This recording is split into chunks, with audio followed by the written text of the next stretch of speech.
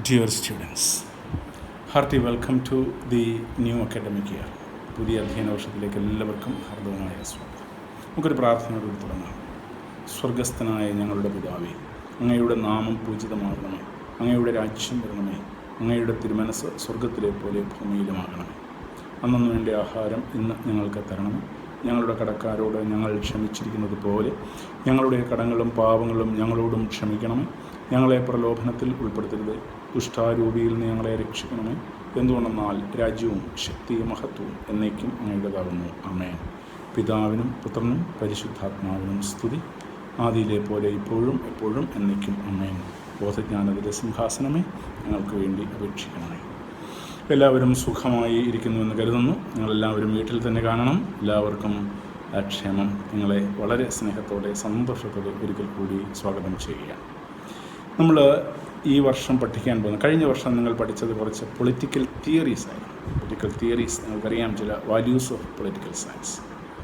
ഒന്ന്, നമ്മൾ freedom, equality, justice, citizenship, secularism, peace, development, ഇങ്ങനെയുള്ള ഭാഗങ്ങൾ തിയററ്റിക്കൽ പോർഷൻസും, പിന്നെ ഇന്ത്യയുടെ കോൺസ്റ്റിറ്റ്യൂഷൻ്റെ പ്രത്യേകതകൾ സെക്കൻഡ് പാർട്ടിലും പഠിച്ചു.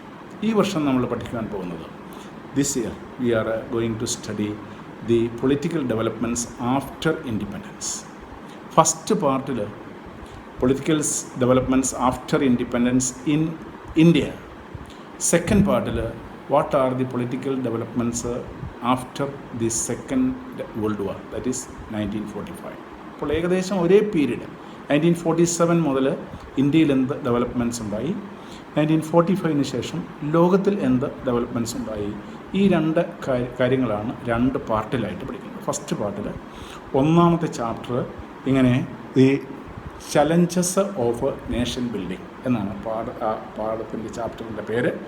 Challenges of nation building, that is immediately after independence what were the challenges that India faced. India സ്വാതന്ത്ര്യത്തിന് ശേഷം എന്തെല്ലാം, സ്വാതന്ത്ര്യത്തിന് തൊട്ട് ശേഷം എന്തെല്ലാമാണ് ഇന്ത്യ അഭിമുഖീകരിച്ച പ്രധാനപ്പെട്ട വെല്ലുവിളികൾ. ഇതാണ്. ഇപ്പോൾ നമ്മൾ ഒരു കാര്യം മനസ്സിലാക്കുക, ഇന്ത്യ സ്വാതന്ത്ര്യം പ്രാപിച്ചത് എന്നാണ് നിങ്ങൾക്കറിയാം. It was on the mid knight of 14-15 August 1947.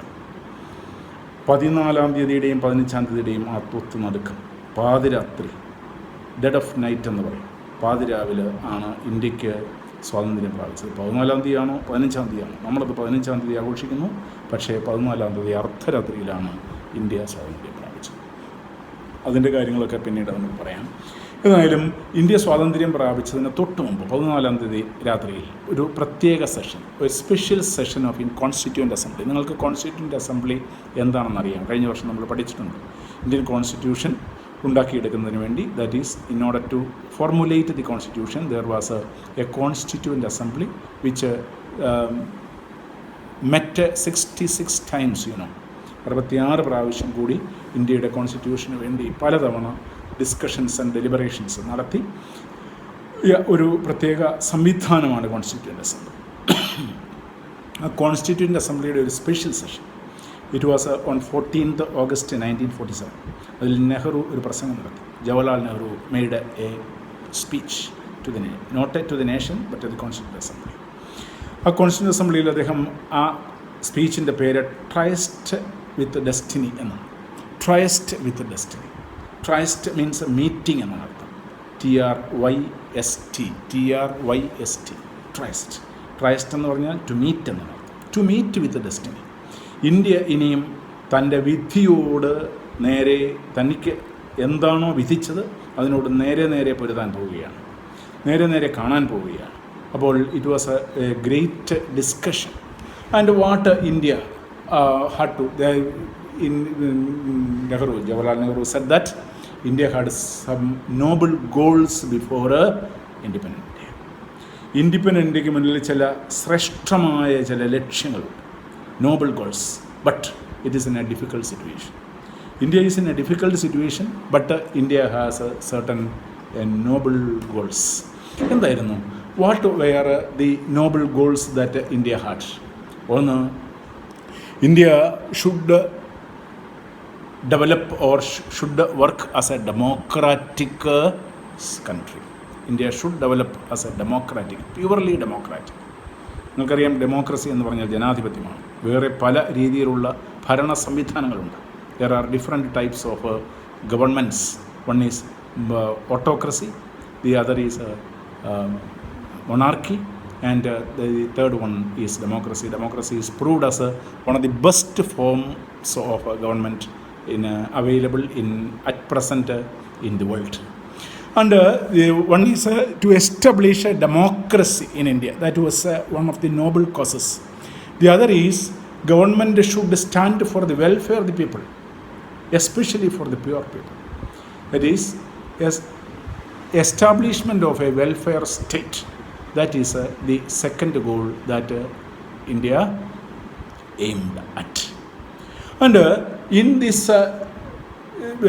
noble, or in order to achieve these noble goals, what were the main obstacles? Or in other words, we can see that there were certain difficulties, and that difficulties were the different challenges that India faced after independence.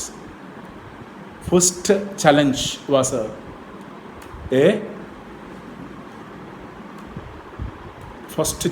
a partition. That is, India had to face one of the most difficult situations immediately after independence. Maybe it was India only.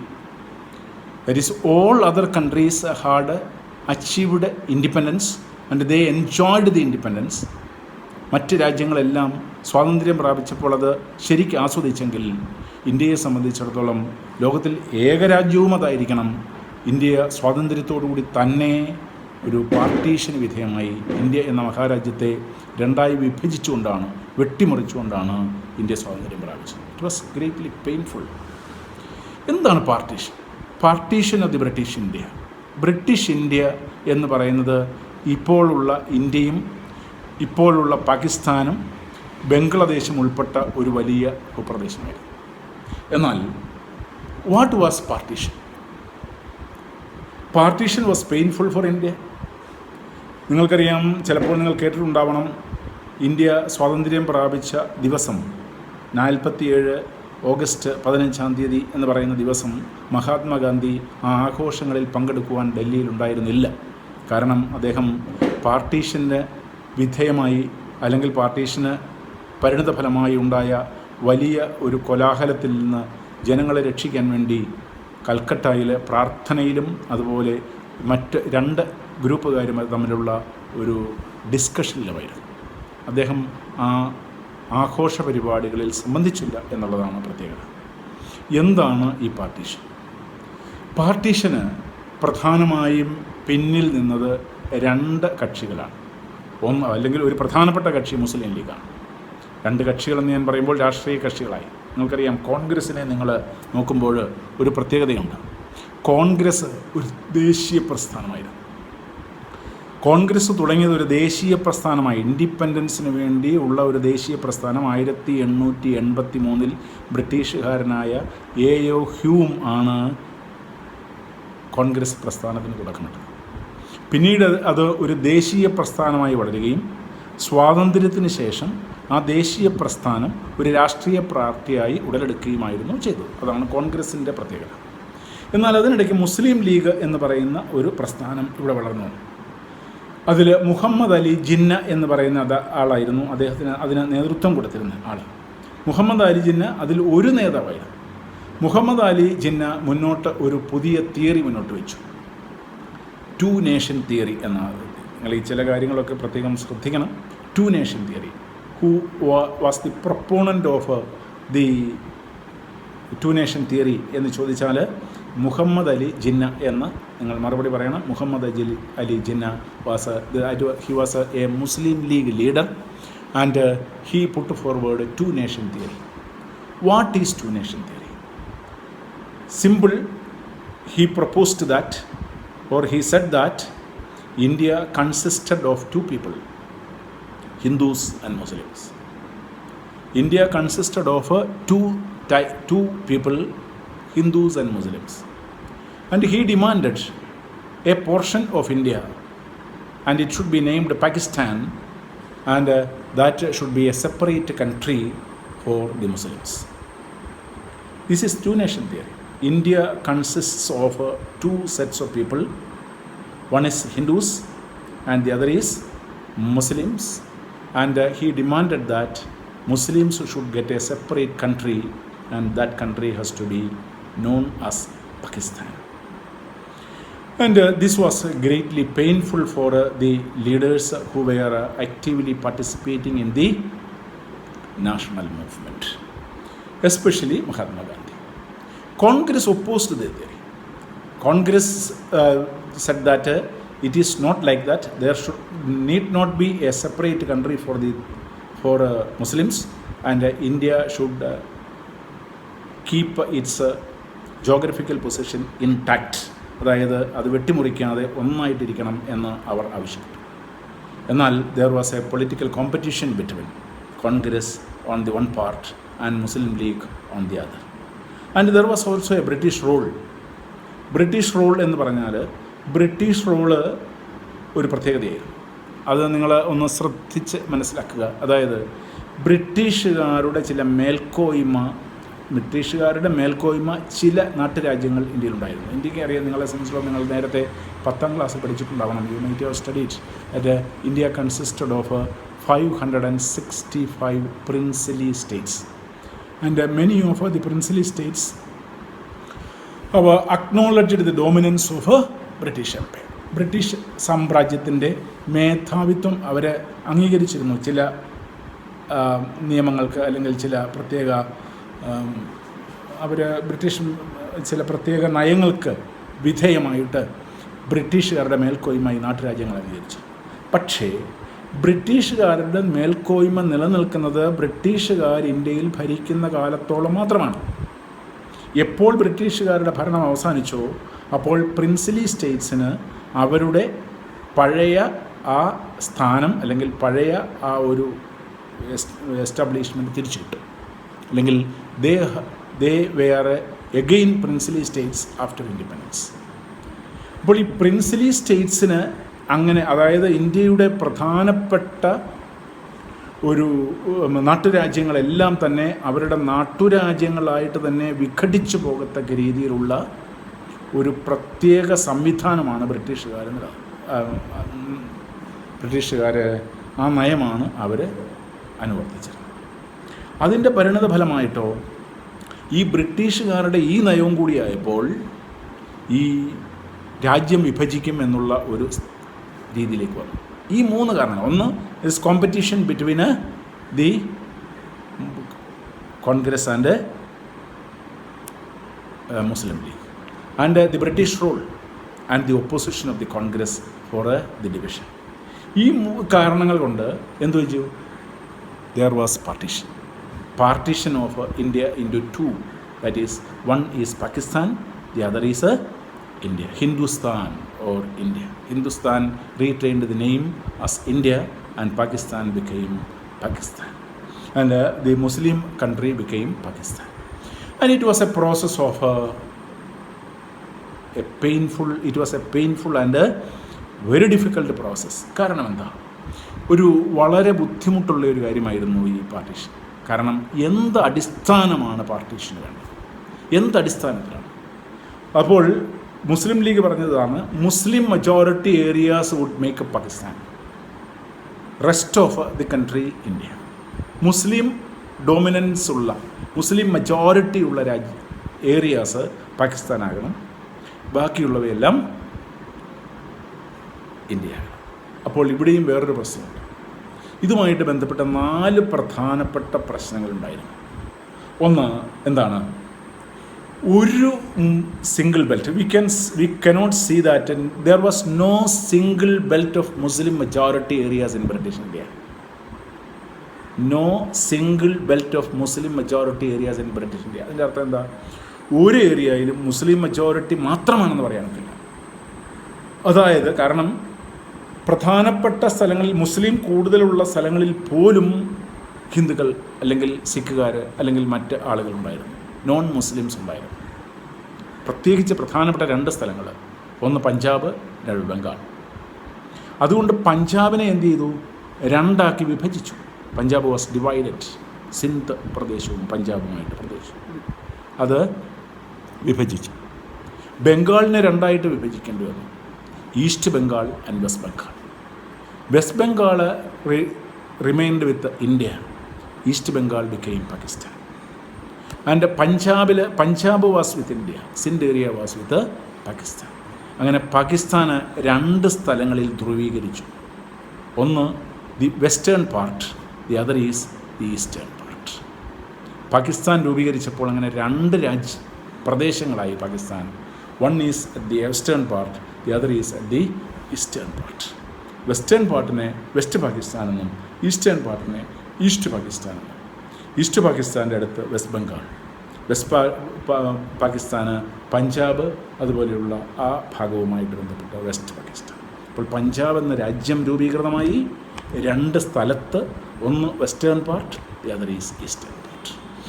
ഇപ്പോൾ വേറൊരു കാര്യമാണ്, west Pakistan ഉണ്ടെങ്കിൽ മറ്റു ചില ഈ സമയത്ത് തന്നെ മുസ്ലിം ലീഗിൽ ചില ആളുകൾക്ക് ഈ പാർട്ടീഷനോട് താല്പര്യം ഉണ്ടായിരുന്നില്ല.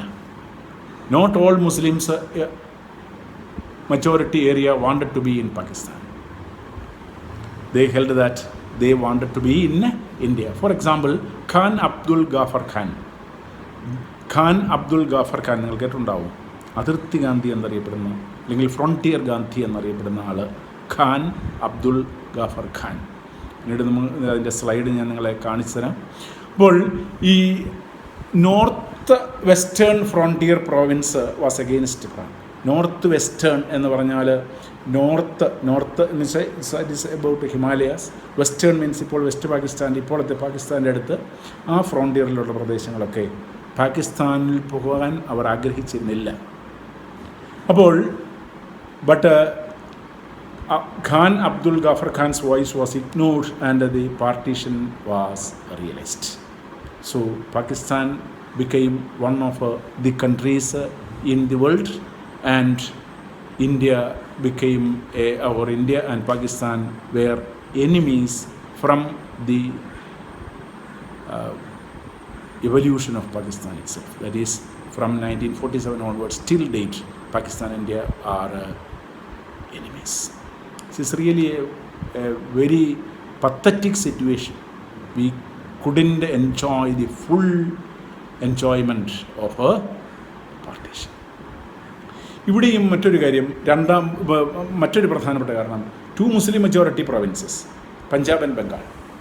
അവിടെ ഒരു പ്രത്യേകത, പഞ്ചാബിൽ കുറേ ഭാഗത്ത് ഹിന്ദു മെജോറിറ്റി ഉള്ള സ്ഥലമായിരുന്നു. ബംഗാളിൽ കുറേ ഭാഗത്ത് ഹിന്ദു മെജോറിറ്റി ഉള്ള സ്ഥലമായിരുന്നു. അതുകൊണ്ടാണ് പഞ്ചാബിനെയും ബംഗാളിനെയും രണ്ടായിട്ട് മുറിക്കേണ്ടി വന്നത്.